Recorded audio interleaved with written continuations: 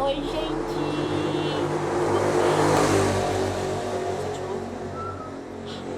Oi, gente! Tudo bem? Seja bem-vindo aqui se você não conhece. Se você já conhece, seja bem-vindo da mesma forma. Fica à vontade, não sei se você tá sentado, se você tá deitado, se você tá em pé. Mas fica confortável, se você gosta de tomar café, pega um cafezinho. Se você é como eu que prefere o Nescau, pega um Nescau, pega um chá. Se esquenta bastante, que tá bastante frio. E vem comigo, que hoje a gente vai falar sobre Jesus, bom? Então, eu queria ler com vocês hoje em Efésios.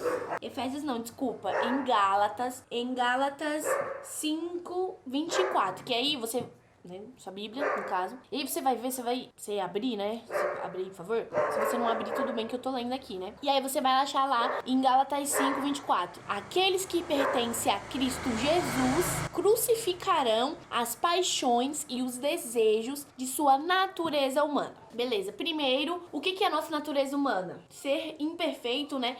Alimentar a nossa carne, então alimentar os nossos desejos de mentir, cobiçar, né? O que não é nosso, roubar, inveja, deixa eu ver outros. Pecar, né? Enfim, várias coisas assim. Outra coisa também que a nossa natureza humana ama fazer é idolatrar. Idolatrar vários tipos de coisas que... Isso é um assunto muito bom também, que eu vou fazer um vídeo sobre isso.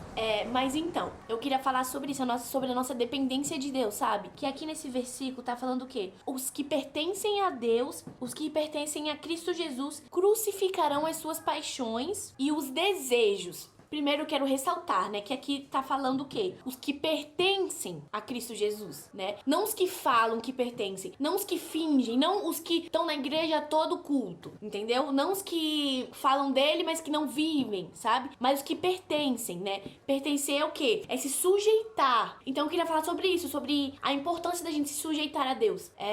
Eu queria até, falar também sobre a graça de Deus. A graça de Deus é ilimitada, não tem limites. Só que também é importante a gente lembrar, por exemplo, aquele versículo, Salmos. Eu não lembro exatamente qual que é o versículo, que eu vou colocar aí no vídeo, depois, eu acho. Que fala assim, aquele que habita no esconderijo do Altíssimo, a sombra do Onipotente descansará. Ou seja, tá falando que Deus vai proteger. Só que, o que tá falando lá no começo? Aquele que habita no esconderijo. Então, não é só tipo assim, eu vou fazer o que eu quiser, que aí Deus vai me proteger. É assim, Deus, muitas vezes ele faz porque ele é muito bom, mas que não quer dizer que é uma certeza, porque você não habita nele, você não ele não habita em você, no caso, né? Você não se sujeita a ele, você não pertence a ele. Por exemplo, quem é cristão sabe que tem um negócio de, tô afim da varoa, tô afim do varão.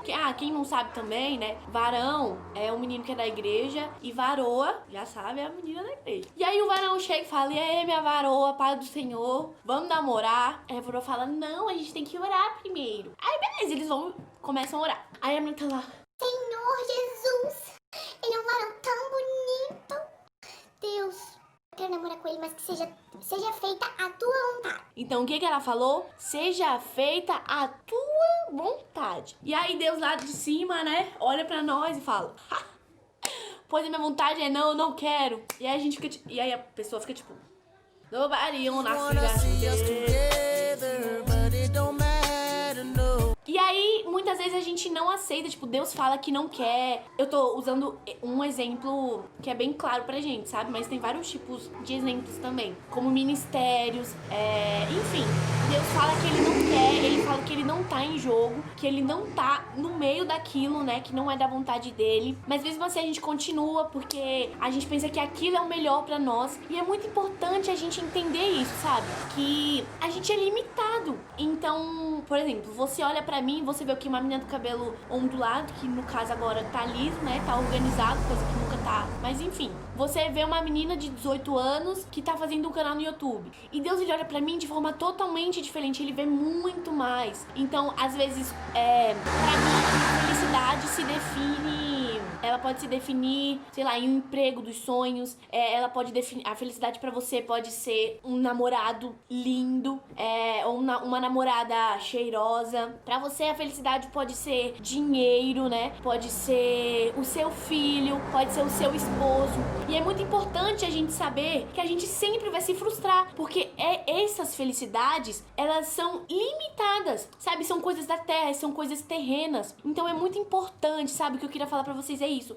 É muito importante que a gente pertença a Deus. Mas pertencer não só de falar, mas de saber que o que ele faz é o melhor. E a gente tem muito isso de querer uma explicação pra tudo, né? E aí tá passando alguma coisa na nossa vida, a gente tá passando por alguma situação e a gente não entende. A gente fica, meu Deus, mas por que isso? Por quê? Por quê? Enquanto o que Deus quer não é que a gente entenda, né? Não nesse momento. E vai ter muitas coisas que a gente vai passar que a gente não vai entender nesse momento. Mas o importante não é a gente entender, mas a gente se sujeitar à vontade de Deus. Então, eu tô passando por uma coisa muito difícil na minha vida, mas eu não tô entendendo por que eu tô passando por isso. Não fui eu que escolhi passar por isso, não fui eu que escolhi sentir isso, mas mesmo eu não entendendo, eu sei que Deus permitiu, entende? E se ele permitiu, é o melhor. Lembrando, gente, que tem coisas que a gente escolhe e depois a gente vem falar, Deus ele permite, claro, porque a gente tem um livre-arbítrio, mas foi você que escolheu isso, entendeu? Por exemplo, você se mete em um relacionamento horrível e que Deus já falou antes, né? Puxando o exemplo que eu já tinha usado antes. Deus falou, eu não quero que você namore com esse garoto, eu não quero que você namore com essa garota. E aí você vai e começa a namorar, às vezes você chega a casar e quando você vê, você fala, meu Deus, por que eu fiz isso? Mas foi Deus que me escolheu, foi Deus que escolheu ele pra mim, foi Deus que escolheu ela pra mim, então tá tudo bem, eu vou aguentar. Gente, foi você que escolheu, para de jogar a culpa em Deus no que você escolheu, tá? Por exemplo, e a gente tem isso, né, de sempre querer jogar desculpa pra qualquer pessoa, pra tudo, menos pra nós mesmos. Quando Deus, ele chega no Éden, né, e aí ele fala, e aí Adão, por que você comeu o fruto? Aí, vou modificar um pouquinho, aí o que Adão fala?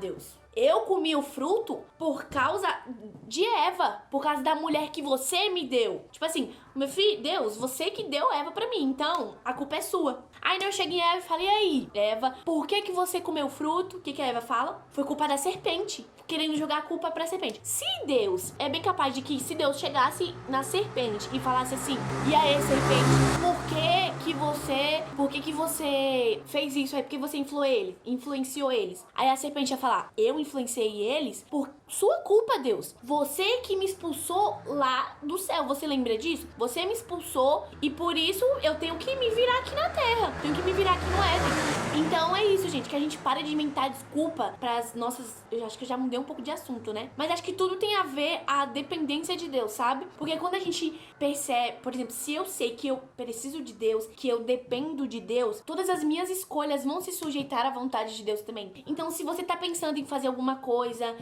uma decisão, seja ela muito importante pra sua vida ou não, se sujeite à vontade de Deus, sabe? Se sujeite, pergunte pra ele o que ele quer, esteja preparado pra ouvir o sim ou não de Deus, tá bom, gente? É isso que eu queria falar, acho que eu falei muito, mas é isso, tá bom? Beijo, beijo, beijo, e é isso, fiquem com Deus.